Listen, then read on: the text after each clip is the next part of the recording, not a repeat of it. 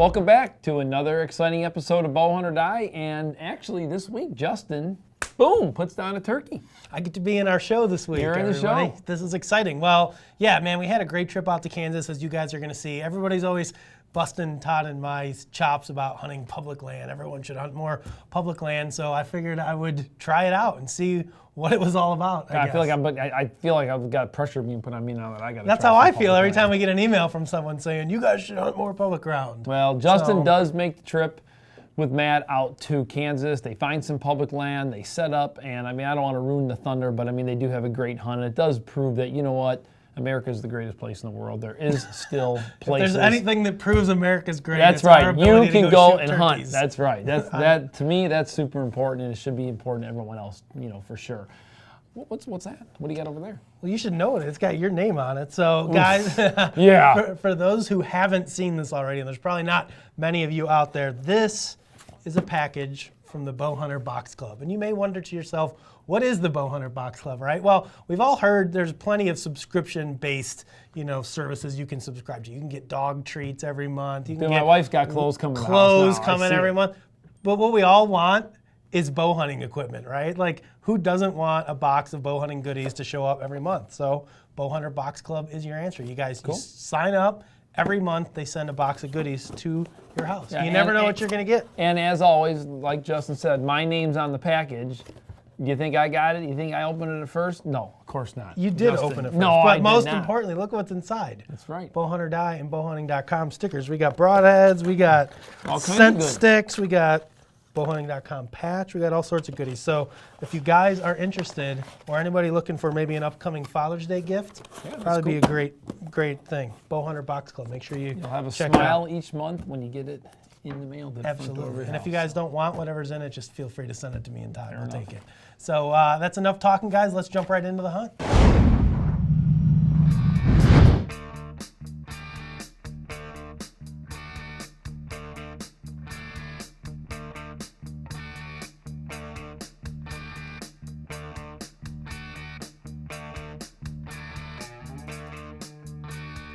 All right, guys, it is April 1st. We are headed southwest to Kansas.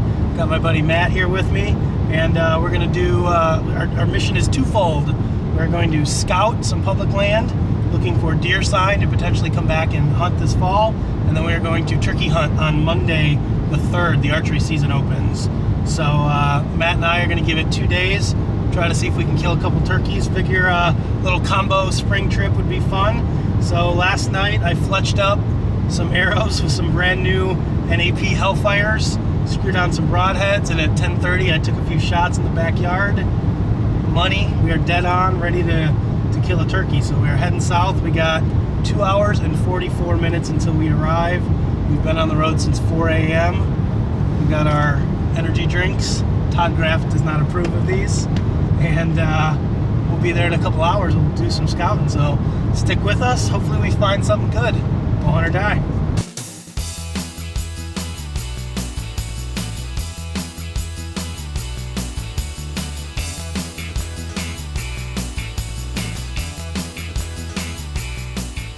All right, guys. Sorry about the wind. It is Kansas. I suppose it's windy here, but we finally made it. Unfortunately, it looks like we're gonna have a lot of walking to do. They got a lot of rain here the last few days, and some of these roads are extra muddy. Dusto told us to bring a four-wheeler, but we didn't listen to him. But fortunately, we were able to drive to the first piece. We did see a bird out in the field when we got here, which is a good sign. But Matt and I are ready to go hit the woods, so let's go see what we can find. Well, guys, we haven't been here too long, and as you can see, just picked up my first Kansas shed antler. Nice 4-point side, probably would have been a 5-point if he didn't break this G4. Nice deer, probably 130 or so. Maybe he'll still be around here come October, and we'll be back to catch up with him. So that's a good sign. We're seeing a good amount of deer just signing here in general. Tracks, seen not a ton of rubs, but some pretty decent ones. A lot of scrapes. It's probably the one thing I'm noticing the most.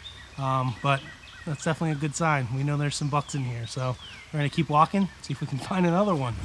All right, guys, day 2 of Kansas public land scouting. As you can see, overcast, kind of raining. It rained all night last night, so it's super muddy out here. Luckily, we were able to get into one of the spots that we had planned on looking at before we came, judged on the maps. So we're here now. We're gonna walk around. We're gonna look for deer sign and look and listen for turkeys because turkey season opens tomorrow morning. Hopefully we can find some birds to chase. So let's get to it.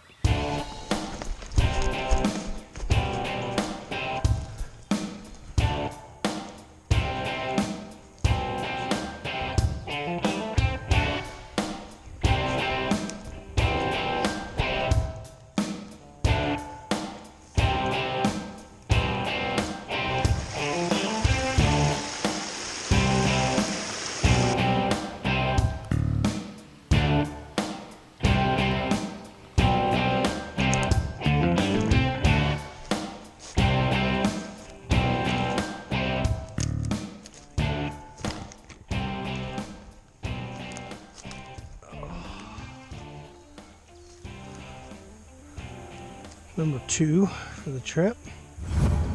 We are on our third, maybe fourth piece of property we've scouted today.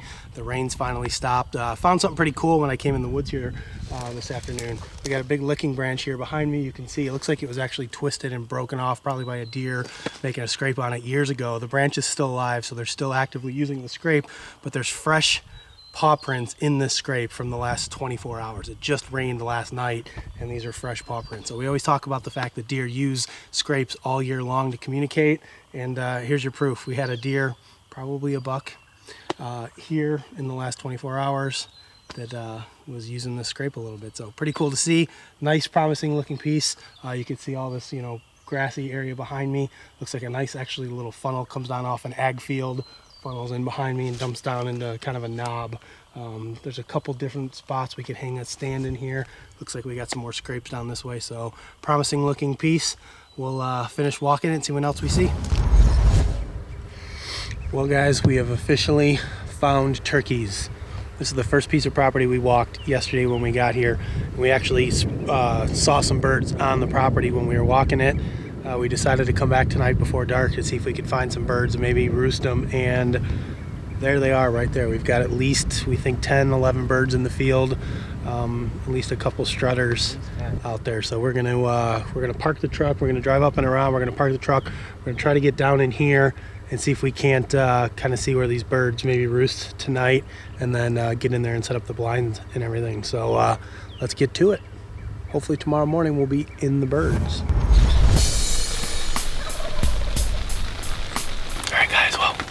Just breaking daylight here, opening day, Kansas, turkey season. It's April 3rd. I'm here with my buddy Matt Miller, and we're on Kansas public land. We've been out here for 2 days, scouting mostly for deer.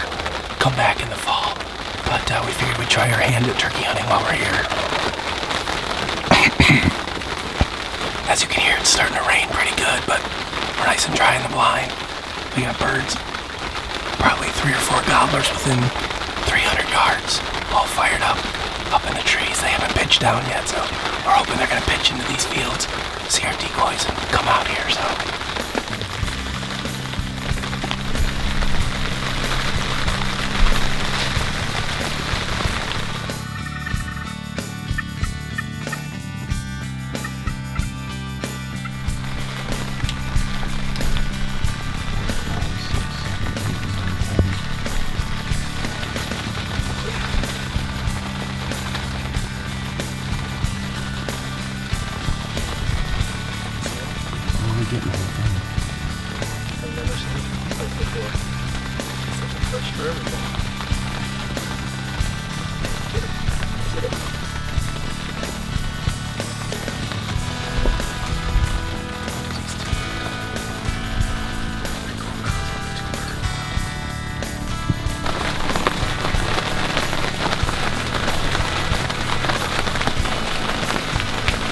well, no luck so far. The birds don't appear to be swooned by our decoys or our calling. We got, I think, somewhere between 12 and 15 birds down in the field here. Looks like they're, I think, primarily either jakes or gobblers, so got to imagine somebody's going to split off from the group eventually. I don't think there's enough ladies to go around, so...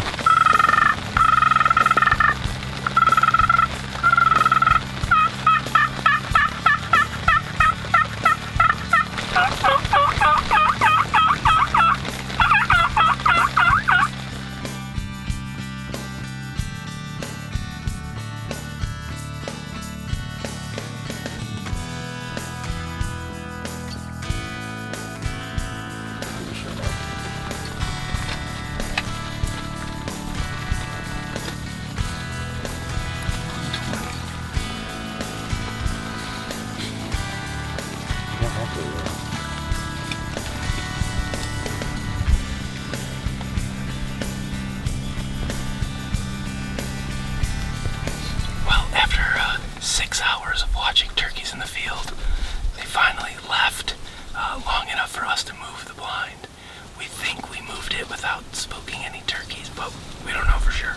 So it looks like they dipped down over this hill to our west. So hopefully they go over there for a little while and then they mosey back this way.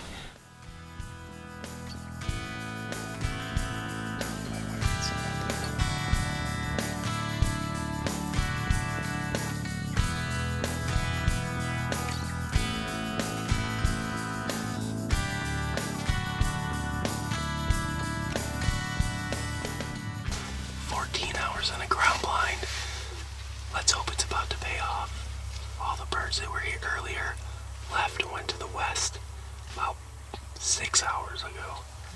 And they're finally coming back, we think, to roost in the same spots they were at last night.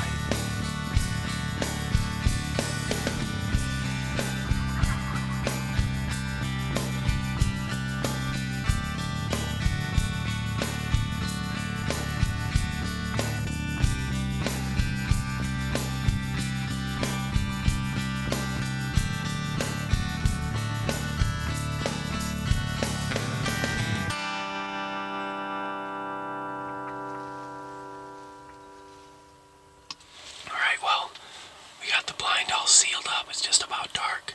All those turkeys came in just like we thought, a little too far for a shot. Probably about 60 was the closest, 55, 60, which is what I was afraid of happening, but they came in and they all roosted. They're probably all, or most of them are probably within 150 yards, so we're going to wait till it gets dark, and then we're going to bail out of the back of the blind and I guess come back in the morning and see if we can't get lucky. Good morning, guys. It's April 4th, day 2 of our Kansas turkey hunt and the final day of our turkey hunt. We got about 3 hours to sit in this blind and try to kill a bird before we gotta leave to go home. We know there's birds roosted within 150 yards. Last night we got some other birds to the east within 300, some more to the west, so we have no idea what's gonna happen. If it's anything like yesterday, they're just gonna avoid the blind altogether, but you never know. Maybe they're gonna come down and be fired up and come into the decoy, so we're gonna finish getting set up and see what happens. I'd say there's turkeys over there.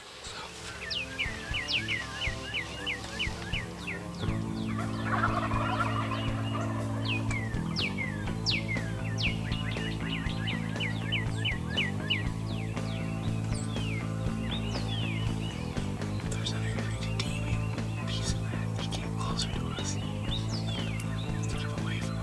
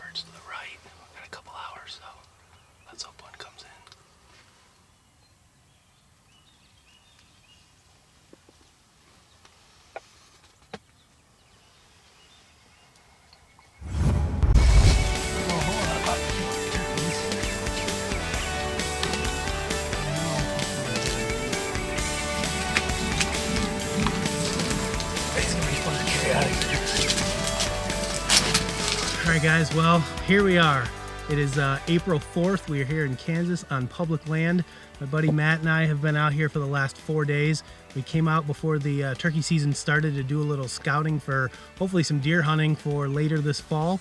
We decided to buy turkey tags and see if we could try to kill a bird or two while we were out here. And fortunately, we got this guy this morning. This hunt was very similar to my Illinois hunts the last couple of years. I am no expert turkey hunter by any means, but one thing that I figured out is figure out where they're roosting. You get somewhat close to them, set up a jake and a hen, shut your mouth, let the decoys do the work, and that's exactly what happened this morning. This guy came right into the decoys and made a great shot on him. Spitfire XXX, just like last year, put it right at the base of his throat, ran it into him. He literally didn't move anywhere. Also, it's the first official kill for the NAP Hellfires, Quick Fletch Hellfire. So this may be the first official kill for anybody out there. And there's a couple other people who got their hands on them here early this year, but I don't know if anyone's actually shot anything with them yet. But man, great new product for this year. I'm super happy with this. We had a successful trip. We scouted 5 or 6 different pieces of public ground. Hopefully we're gonna come back here and do a little bit of deer hunting this fall. Picked up a couple shed antlers, shot a turkey, would have had a double. Unfortunately, Matt shot the blind, so we were unable to pull off the double, but man, still a great hunt.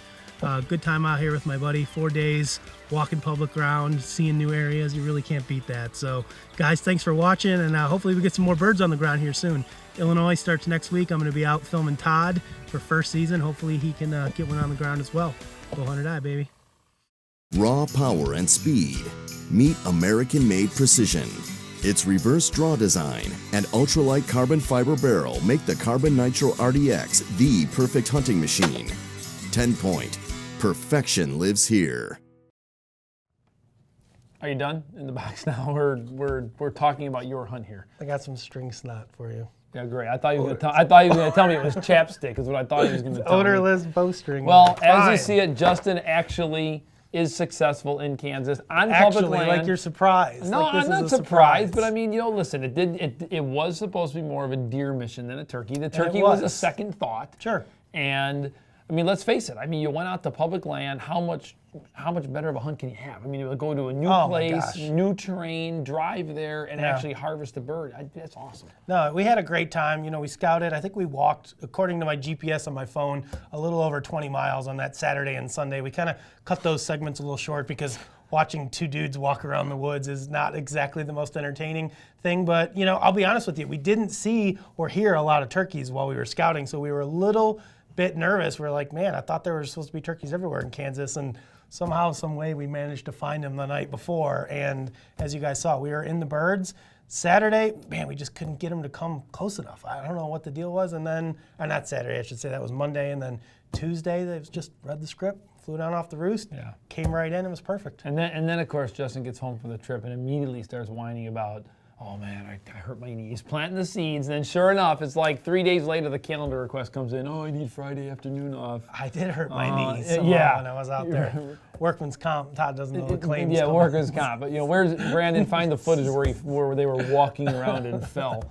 But well, guys, it was a great hunt. Matt and I are definitely hoping that we're going to draw tags and be able to get back to Kansas this fall. We got a couple spots all picked out. We got trees marked on the GPSs. We are ready to go. So hopefully we can get back there. Let's stop there and talk about that for a second for people who may want to dive into a Kansas trip and do exactly what you just did now. So when it comes to the turkey tags, it sounds like those are over the counter. Turkey tags are over the counter, yep. I went to Walmart and bought my tag while I was there. Okay, and then now you mentioned about hoping that you get drawn. Sure, yeah. I mean, Kansas deer hunting is a lottery. So you do have to put in, from my understanding, and there's a fairly good chance you're gonna get a tag.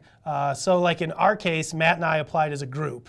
So basically we wanted it so that if one person got drawn, the other person would get drawn, or vice versa. So it's either all or nothing. So that way it wasn't just me going by myself. So we put in together as a group. Hopefully there's a pretty good chance we get drawn. I think we'll know early June is when the results come out. And then we'll plan from there. If we don't get drawn this year, we get a preference point, and then we should hopefully definitely get drawn next year. So that's well, there you go, guys. That's some valuable information for those of you who may want to start looking into Kansas or any Well, other any state. out-of-state hunt, Right. you really got to start planning these things well in advance, just because of the lotteries and all the different, types of tags that you can get. So if you're interested, do your research. Log on to bowhunting.com. If you have questions, go into our forum. We got guys literally all over the country that are willing to answer questions that you may have. It helps speed up that process. For sure.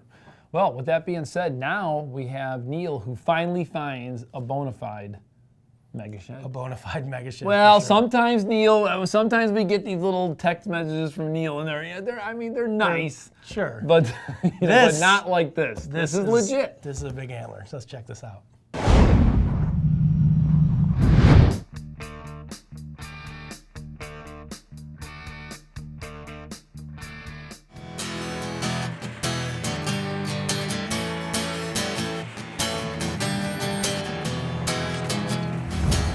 All right, good morning.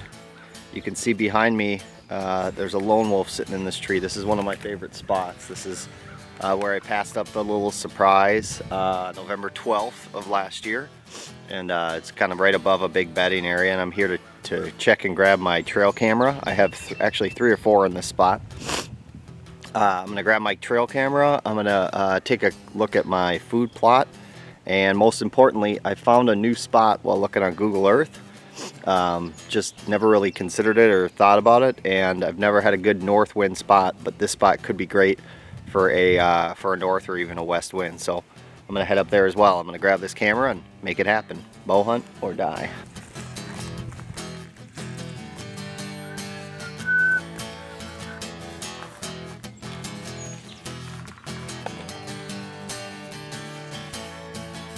All right, here I am. I'm down in the bottom half of the property that I hunt here in southeast Minnesota, one of my favorite spots.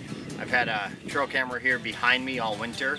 I just checked one up on the top of the hill where I have my tiny hidey hole food plot, and hopefully I can got a few pics here at the end of the season of some of these big bucks, including lobster and little surprise, who I've been kind of tracking here after the season.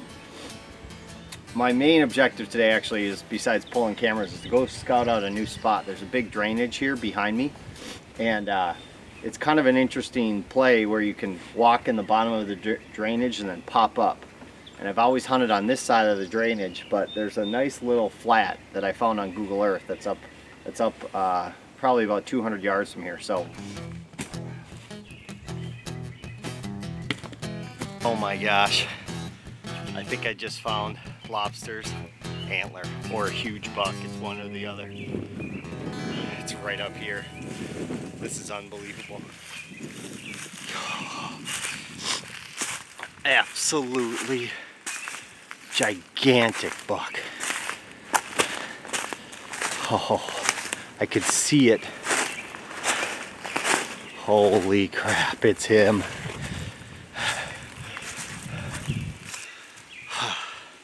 Take a look at this.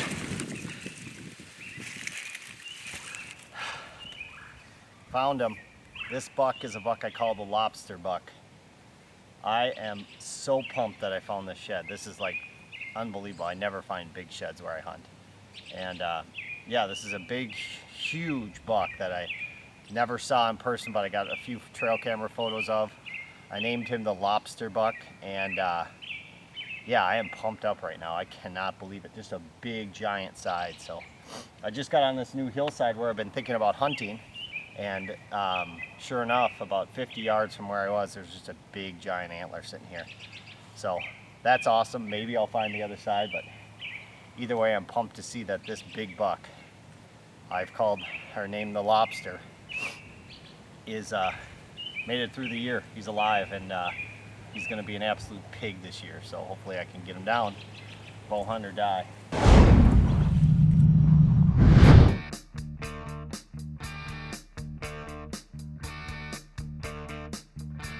Hey everybody, Johnny Herrmann here. It is early April, and I'm on my the property that my house sits on up here in west central Wisconsin.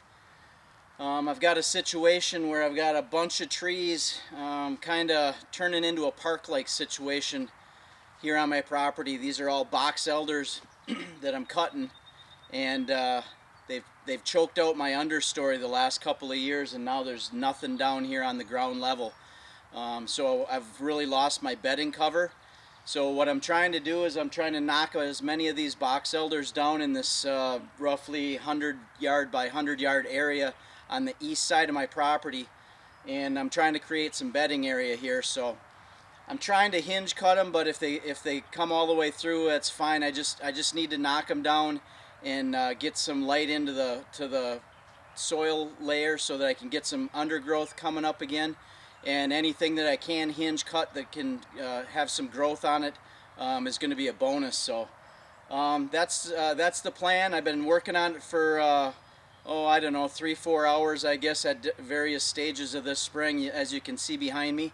And we're going to do a little bit more work today, and hopefully within the next week or two we're going to have all of this stuff cut, and we're going to be able to put a ground blind up on my east property line so that anything bedded in here and going east to the fields to feed are going to be right in our alley. I got a lot more work to do in here, but I think that this project's going to pay off. Come this fall, we're going to have a whole bunch of new bedding area in here. This is all going to be grown up with blackberry briars and raspberry briars and grasses. Then we've got all these tops laying in here. So if we get some deer bedded in here, we're going to be able to put a ground blind up on the east property line, and I'll be able to sneak in all the way around this thing without disturbing the deer. And hopefully either my dad or myself can stick a big buck in here this fall. So I'm going to be turkey hunting here in a couple of weeks. Some of you guys are already turkey hunting and I'm jealous, but I'll be out there soon enough. So good luck, everybody, and I will see you from a turkey blind sometime soon. I told you, Justin, that was legit. Now that shed there, if you're walking through the woods and you see that white, boom, now you're excited. The bigger they are, the easier they are to find. That's what I told Neal. That's true. So you have to be more proud when you find the little ones. They're harder to find.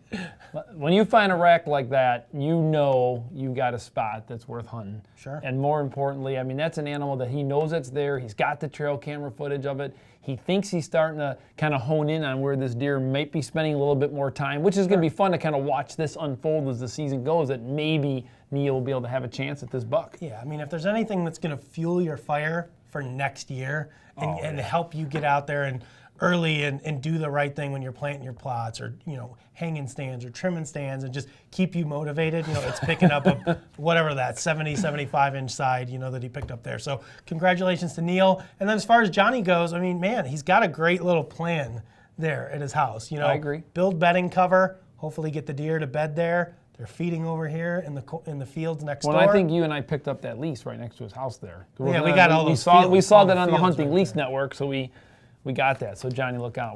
So we may have a ground blind right. You better not be shooting over the line, then, Johnny. That's right. We're going to be watching you. So, man, he's got a great plan there, and I know Johnny's excited to get out and do some turkey hunting as well. Usually he's good for a couple turkey hunts every year, so hopefully we hear from him again shortly. Well, I don't want to interrupt you, Justin, but I mean habitat. I think it's always something worth talking about. I mean, now's when you start to plan habitat. I mean, he's doing that hinge cutting. It's a great thing to do. I mean, you definitely can open up those spots, get the sunlight in there, you start getting briars growing, you start giving opportunities for other trees to grow. Sure. Great thing to do. Another thing that's really important to do when you do a hinge cutting environment like that is, go buy some little oak trees.